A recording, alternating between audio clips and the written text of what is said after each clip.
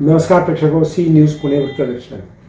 5 डिसेंबर रोजी वनराईच्या कार्यक्रमामध्ये डॉक्टर माधव गाडगीळ यांनी व्याख्यान दिलं होतं, काही मतही मांडलं होतं.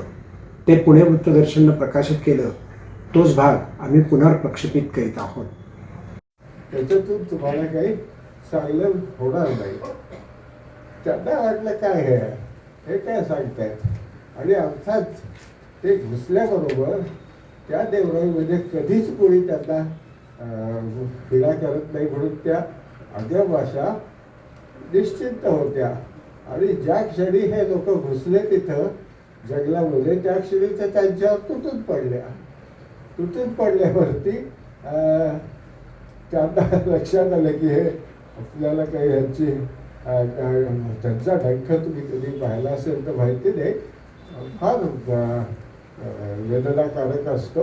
अनेकदा लोक मरतात सुद्धा त्या डंखाने. तसे ते पळाले आणि त्यांची गाडी होती त्याच्यात बसून झोप निघून गेले. घोडा मात्र तिथे राहिला आणि बिचारा तो पांढरा घोडा 1 तासात 2 तासात मेला. त्याला काही ते सहन होईना आदिवासींचे डंख. म्हणजे हे स्पष्ट होतं की असं काही नव्हतं.